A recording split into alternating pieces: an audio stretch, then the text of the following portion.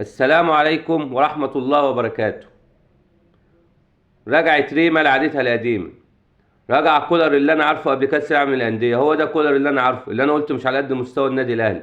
هو ده كولر بتغييراته، بتلعب قدام الداخليه نفس خطتك قدام ريال مدريد، بل كان في لعيبه هجوميه في ريال مدريد اكتر من اللي بتلعب بها هجوميه قدام الداخليه. حكم عقلك ايها المشاهد. الراجل بيلعب قدام الداخليه بقى باتنين، نص دفاع حمدي فتحي ومروان عطيه، اتنين دفاع صرف. بيلعب بجناح طاهر محمد طاهر. ده انت قدام ريال مدريد كنت بتلعب بثمانيه عمرو السوليه، وبتلعب بجناح احمد عبد القادر مكان طاهر. يعني تشكيله مستفزه من بدايتها، يعني والله يعمل كل حاجه غلط، تشكيلاته كانت غلط وتغييراته كانت غلط. انك تبدا بمروان عطيه وحمدي فتحي قدام الداخليه، يبقى انت مدرب روتيني واكتر من الروتيني. يعني حتى مش عايز اقول لفظ، ما ينفعش يعني غلط ان احنا نغلط في حد، بس مدرب يعني كورته يعني فهمه في الكوره انا شايفه قليل النهارده والله العظيم. عمل كل حاجه غلط في الكوره. ان انت يعني انت بقول لك قدام ريال مدريد كنت بتلعب باليو ديانج وعمرو السوليه، كنت فيهم واحد كورته هجوميه، في الجناح كان في عبد القادر.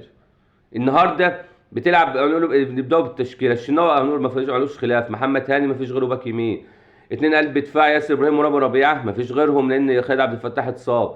والمباراه دي اثبتت اللي انا بقول ان خالد عبد الفتاح اعلى من الاثنين، الاثنين كورتهم اتنين بيض في الكوره. يعني كل الهجمات اللي راحت على الاهلي راحت بهجمات خطيره على الشناوي، كان ياسر ابراهيم ورامي ربيعه ما كانوش موجودين.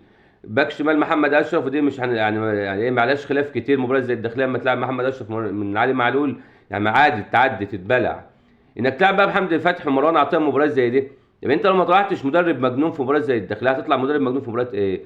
لو شفنا تصريح لجوارديولا المدرب الاعظم في كره القدم، كان بيلعب في دوري ابطال اوروبا في مباراه الذهاب قدام الفريق الالماني، بيقول لك انا النهارده جايز اتعادلت عشان ما عملتش حاجه جنونيه، جايز مباراه العوده بحاول ان انا اشوف اي حاجه جنونيه بحيث افوز. انت راجل بتلعب قدام الداخليه، يعني انت لو ما ابتكرتش وعملت ابداعاتك قدام الداخليه هتعملها قدام فريق ايه؟ انت بتلعب قدام الفريق من الاخير على الدوري وقبل الاخير، فريق واقع. لو انت يعني ما عملتش ابتكارات في المباراه دي هتعمل امتى؟ ما تلعب واحد بس مركز 6 واحد زي حمدي او مروان اي واحد منهم، ولعب معاهم زي ما قلت لك قفشه والقندوسي 8 والثاني 10، قفشه والقندوسي واحد فيهم لعب 8 وواحد 10، ولاعب لعبها هجوميه. يبدا المباراه وما تخلص اعمل باب ابتكر براحتك. لكن انت بادئ بحمدي فتحي ومروان ليه؟ بادئ بطاهر جناح ليه؟ طاهر قلت لك ده لعيب دفاع مش لعيب هجوم، اديك شفت النهارده ما عملش اي حاجه، كان بيبص للفريق التاني طول المباراه. يعني انت تشكيلاتك كلها من الاول غلط، انك تبدا بحمدي ومروان من بدايه المباراه دي غلط، انك تلعب طاهر محمد طاهر من بدايه المباراه غلط. فبقول لك انت عملت كل حاجه غلط من بدايه المباراه، واديك شفت الاهلي الشوط الاول ما كانش فيه كوره نهائي، ماتش ممل، ماتش يعني انا كنت دايما كنت بسمعه حنام وانا بتفرج على الشوط الاول. فانت راجل اخطات في الشوط الاول، المفروض بقى تنزل الشوط الثاني تصلح اخطائك. لقينا بيعمل ثلاث تغييرات مع بدايه الشوط الثاني، مش نشوف ايه التغييرات. نزل ديانج مكان مروان، نزل علي معلول مكان محمد اشرف. التغيير الثالث بقى والمستفز اكتر، طلع بيرسي تاو ونزل محمد شريف، وقام ودى لعب مع محمد شريف جناح ايسر، وودى طاهر رحله جناح ايمن. يعني انت مش قادر تستغنى عن طاهر محمد طاهر اهو.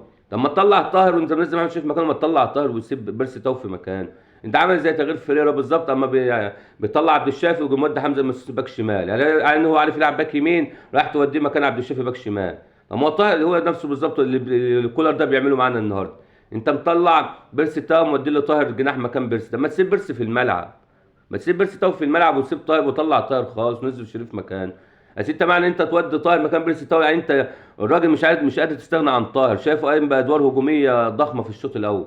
ده طول المباراه بيبص للفريق الداخليه، ما بيبصش كره صح طول ال 90 دقيقه لحد حس بطاهر محمد طاهر النهارده. فبقول لك كان تغيير يعني حتى تغييراتك غلط.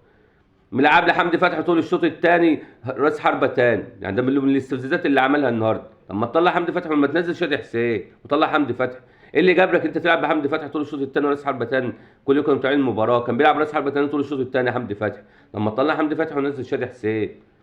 يعني انت مدرب والله، يعني نقول ايه بس، يعني عمل عمل كل حاجه توصلنا للتعادل والله، وتوقعتها من مباراه المباراه ان الداخليه هيتعادل رغم انه كان بيلعب 10 وكان هيكسب كمان. الكره اللي المهاجم خطف فيها ياسر بعد ما خطف رامي في الجون الاول، كان هيخطف ياسر ابراهيم في الجون الثاني. مدافعين قلت لكم مش على قد مستوى النادي الاهلي، قلت لكم حتى امبارح ما قلت لكم التشكيله كنت عايز خالد عبد الفتاح قبل ما اعرف انه مصاب، قلت لكم ياسر لو عم منعم هيريح. لو قلت لكم اهم خالد كده كده اساسي، خالد وعم منعم، خالد وياسر مباراه زي النهارده، لان عارف ان خالد اقوى من ياسر وافضل من رامي ربيعه ب 100 مره. مباراه النهارده دي اثبتت كلامي. فبقول لكم مدرب يعني استفزاز يعني، بالذات تغيير ان هو حمدي فتحي طول الشوط الثاني راس حربة تاني وسايب شادي حسين بره.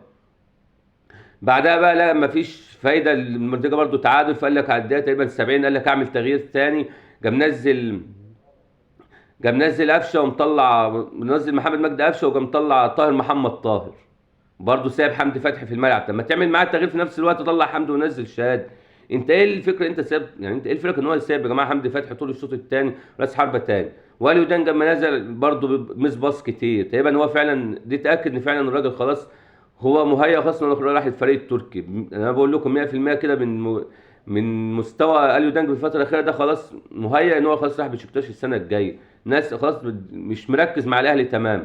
وانا عذره يا جماعه، انت خلاص رايح فريق، مش بكامل تركيزك، انت راجل رايح بلد غير البلد. فانا شايف فعلا اليو ديانج كده هو مش مركز مع الاهلي تمام. تكون اكتر من مس باص طول الشوط الثاني. لما كنت سبته بره ما نزلتوش ورجعت حمدي فتحي ست، طالما انت مش عارف تطلع حمدي فتحي من الملعب. فبقول لكم نطلع نزل محمد قفشه مكان طاهر اللي ما كانش موجود طول الشوط. يعني انت ملاعب طاهر 70 دقيقه ما كانش له اي دور في الملعب، وطلعت بيرسي تاو قبله كمان، مش قادر تستغنى عن طاهر. فنزل محمد مجدي قفشه، الاهلي قاعد يلعب كوره، يحاول لعبه بالروح عشان الجمهور بره بيشجع. فكرة علي معلول مبصها اساسا لمحمد شريف، جت في المدافع، جت راحه لكهربا، شاطها هو الاروع. وكهربا بامانه هو النقطه المضيئه الوحيده في مباراه النهارده. مفيش اي نقطه مضيئه للنادي الاهلي تماما في مباراه النهارده غير يكون هدف كهربا. بامانه استمرار لتالق كهربا وجون جميل بامانه، الحاجه الوحيده الكويسه النهارده.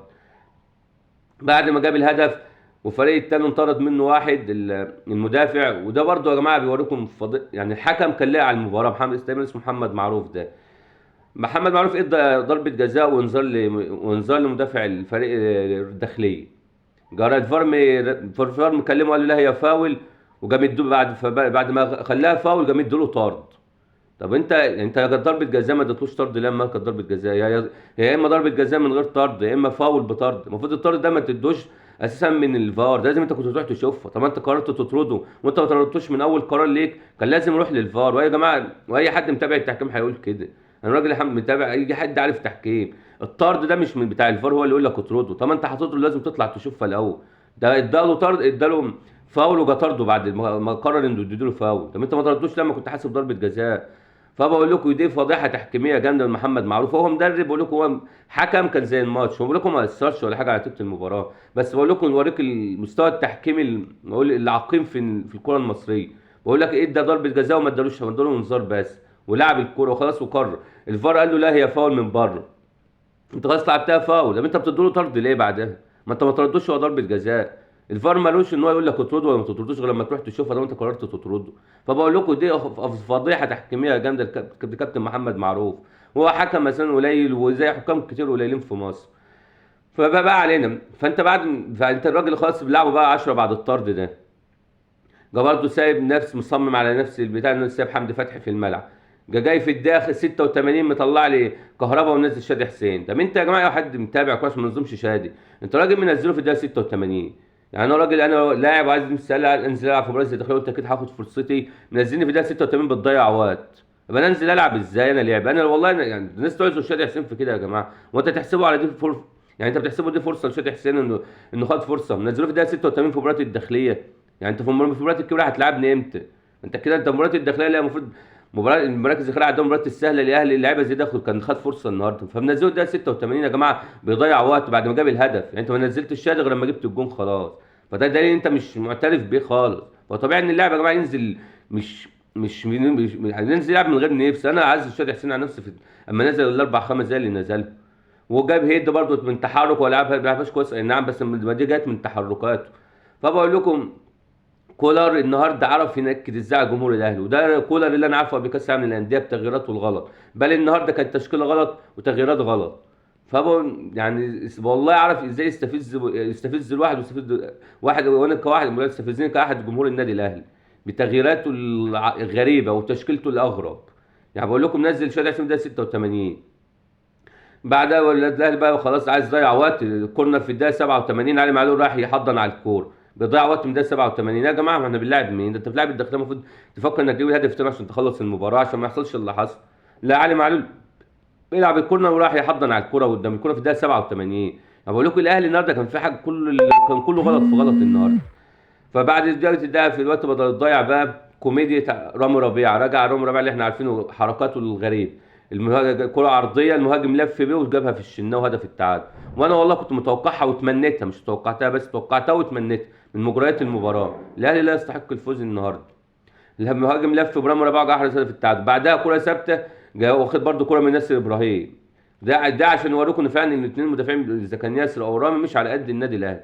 احنا حاليا ما عندناش غير عبد المنعم ومتولي اللي بتصاب نص السنه، والمبشر خالد عبد الفتاح. مبشر انه يلعب في قلب دفاع، انا شايفه خامه مبشر. اولا لاعب كره، لاعب على لاعب بيقطع الكره كويس، بيعرف يباص. فانا شايف خالد عبد الفتاح وان شاء الله الفتره الجايه بقى هي فترته مع عبد المنعم ومتولي بس لو رجعنا الاول بالسلام. لكن النهارده اذا كان هندوا عنوان للمباراه، كولر عارف يعني عارف ازاي كيف ينكد على جمهور الاهلي. كولر رجع لكولر اللي قبل كاس العالم للانديه اللي احنا عارفين. كولر يعني نقول ايه، كولر النهارده عمل كل حاجه غلط، عمل كل حاجه ازاي انه يخسر الاهلي نقطتين. ومع كولر اللي نكد علينا وعرف ازاي يقفلنا ويقفل جمهور النادي الاهلي النهارده، اكون نهايه حالاتي. السلام عليكم ورحمه الله وبركاته.